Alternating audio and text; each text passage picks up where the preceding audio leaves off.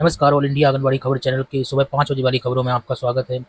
हरियाणा सरकार की तरफ से एक ये खबर लगी है हरियाणा राज्य से। इसमें एक बात ज़िक्र है, 1 साल की सेवा पूरी करने वाले निश्चित अवधि के कर्मचारी ग्रेच्युटी के हकदार। ये बड़ी खबर लगी हुई है। यहाँ पर देखिए क्या लिखा हुआ है। हरियाणा सरकार की तरफ से खबर है, श्रमिकों और कर्मचारियों से जुड़े विभिन्न कानूनों को एकीकृत करते हुए code on social security Haryana rules 2026 का ड्राफ्ट जारी कर दिया गया है। इसमें कर्मचारियों की ग्रेच्युटी भुगतान की प्रक्रिया पूरी तरह से डिजिटल बनाने का प्रस्ताव है। यहाँ पर देखिए कुछ और नियम भी लिखे हैं। यानी कि कुल मिलाकर ये बात निकल कर सामने आई कि 1 साल सेवा पूरी करने वाले भी निश्चित अवधि के कर्मी भी ग्रेच्युटी के हकदार हैं। इस तरीके से यहाँ पर इस खबर के अनुसार ये जानकारी निकल कर सामने आई है। और वहीं आपको बता दें, आंगनबाड़ी कर्मी इतने समय से काम कर रहे हैं, उनको बहुत सारी राज्य सरकारें ग्रेच्युटी का ऑफर नहीं दे रही हैं, ग्रेच्युटी का लाभ नहीं दे रहे हैं। यूपी के आगरा से एक खबर लगी हुई है। उत्तर प्रदेश की योगी सरकार ने बच्चों की बुनियादी विकास और उनकी प्रारंभिक शिक्षा की नींव को मजबूत करने के लिए काम किया है। इस तरीके से खबर लगी हुई है। ताजनगरी आगरा के सक्षम आंगनबाड़ी केंद्रों पर early childhood care and education ECC कार्यक्रम का आगाज हुआ है। इस महत्वाकांक्षी योजना के अंतर्गत जिले के 212 आंगनबाड़ी केंद्रों को हाईटेक और बाल सुलभ बनाने के लिए बेहद स्तर पर कायाकल्प किया जा रहा है। तो ये जानकारी यहाँ पर आगरा जनपद से निकलकर सामने आई है। अगली खबर जान लेते हैं। उत्तर प्रदेश वालों 3 जनपद जुड़ गए हैं। अब बलरामपुर भी जुड़ गया है। लखनऊ और प्रयागराज के बारे में हमने आपको बताया है। अब बलरामपुर से एक अपडेट आ रही है कि आंगनबाड़ी भर्ती का बलरामपुर में भी शुरू हो गई है। एक कार्यकर्ता भर्ती है, ठीक है। एक कार्यकर्ताओं की भर्ती की जा रही है, एक्टिव मोड में है। आवेदन लेने की प्रक्रिया जो है 8 मई से शुरू हो गई है और 28 मई तक ही रहेगी। इसके बारे में हम विस्तार पूर्वक जान लेते हैं।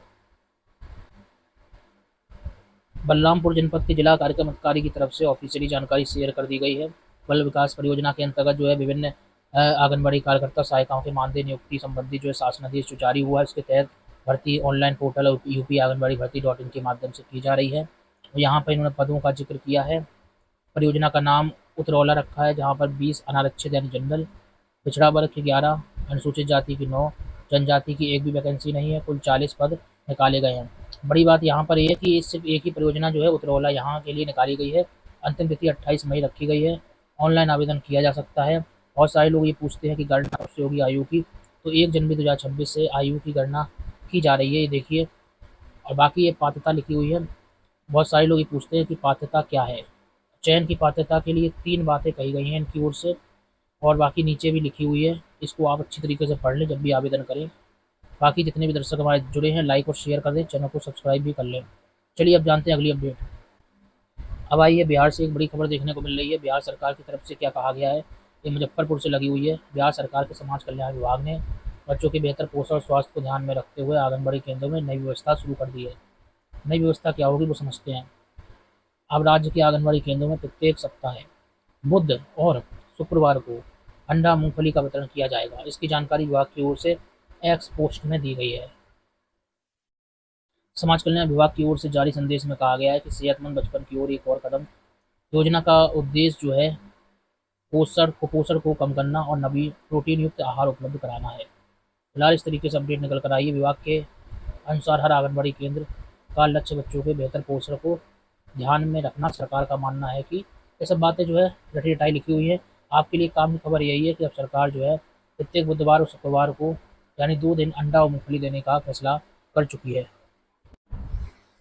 ये देखिए आधार कार्ड से जुड़ी अपडेट आ रही है। दरअसल आधार कार्ड जिन जिन लोगों के बने हैं 10 साल हो गए हैं, अगर अपडेट नहीं कराया है तो अनिवार्य रूप से आप लोग आधार कार्ड अपडेट करा लें।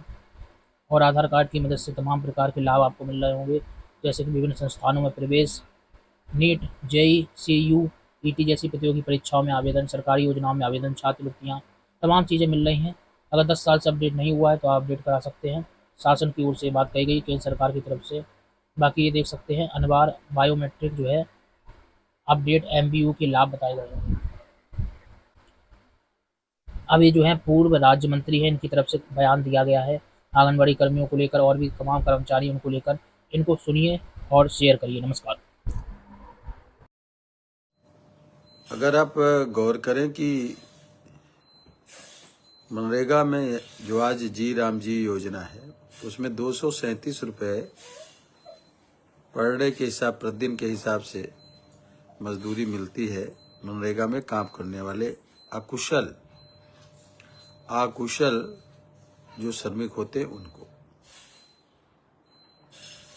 लेकिन खाना बनाने वाली रसोइया कुशल श्रमिक है।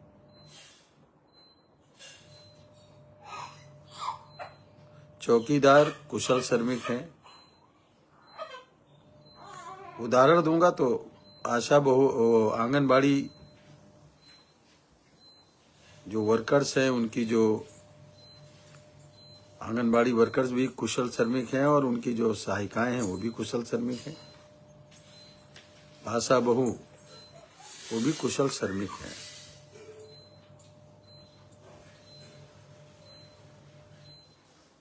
इनको मिलता क्या है? मिनिमम मजदूरी पे तो अभी हम बात ही नहीं कर रहे हैं, लेकिन ये जो मजदूरी है 237 रुपए पर डे के प्रतिदिन के हिसाब से, तो चौकीदार प्रतिदिन काम करता है, आंगनबाड़ी की सहायिकाएं, आशा बहू, खाना बनाने वाली रसोइयां प्रतिदिन काम करती हैं, प्रतिदिन। अब इसको अगर थोड़ा सा वो हम जोड़ लें तो चलिए जोड़ लेते हैं।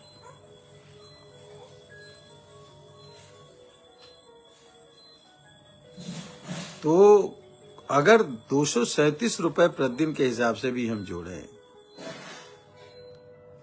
तो 7,110 रुपए चौकीदार को कम से कम मिलना चाहिए, जो थाने का चौकीदार है। थाने के चौकीदार की बात कर रहा हूं मैं, सिक्योरिटी गार्ड की बात नहीं कर रहा हूं। और जो आंगनवाड़ी सहायिकाएं हैं,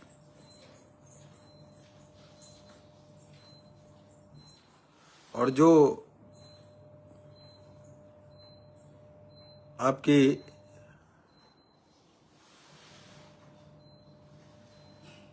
खाना बनाने वाली रसोइयां हैं, तो संडे का दिन एक दिन का चला जाता है, तो हफ्ते में महीने में 4 इतवार अगर चले गए तब भी इनको 6,162 रुपए कम से कम खाना बनाने वाली रसोइया और आंगनबाड़ी की सहायकों को मिलना चाहिए। मैं मनरेगा के हिसाब से यानी जी राम जी योजना के तहत बोल रहा हूं, कह रहा हूं, उनकी जो मजदूरी निर्धारित है,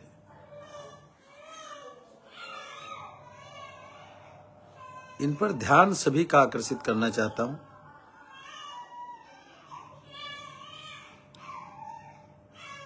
जो आशा बहुएं हैं उन रोज काम करती हूँ, 24 घंटा उनके लिए जो है इस पे काम है, तो इनको भी 237 रुपए के हिसाब से 7,110 रुपए मिलना चाहिए। अगर हम अकुशल श्रमिक के रूप में इनको देखें, जबकि ये कुशल हैं, कुशल श्रमिक पे कल बात करेंगे।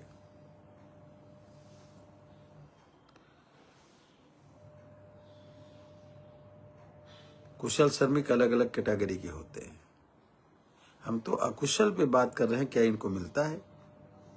इनको मिलना चाहिए कि नहीं मिलना चाहिए? सभी संविदा कर्मियों, आउटसोर्सिंग पे काम करने वाले लोगों, एकजुट हो जाओ।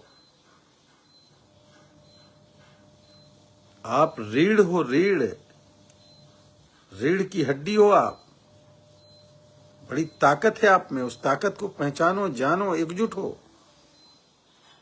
श्रमिक का शोषण नहीं होना चाहिए, मजदूर का शोषण नहीं होना चाहिए, कर्मचारी का शोषण नहीं होना चाहिए।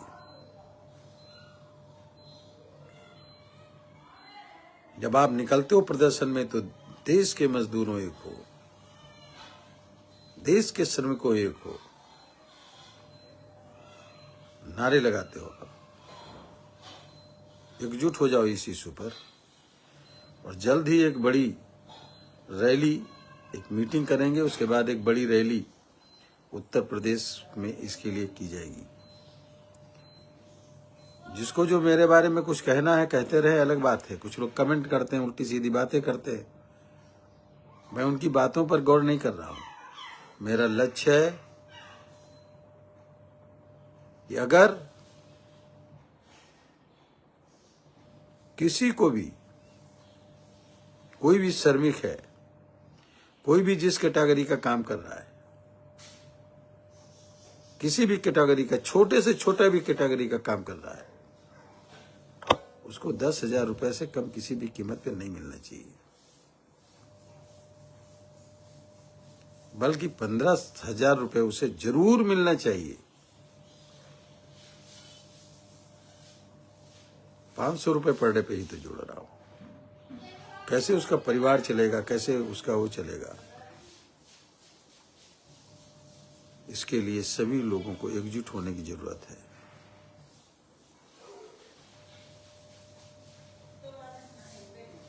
श्रमिक एकता जिंदाबाद, संविदा कर्मी एकता जिंदाबाद, आशा बहू, आंगनबाड़ी वर्कर, होमगार्ड, पीआरडी के जवान, शिक्षा मित्र, खाना बनाने वाली रसोइयां, चौकीदार, रोजगार सेवक, शिक्षा प्रेरक, जो 2000 महीने पे काम करते थे, उनके साथ कितना बड़ा अन्याय है।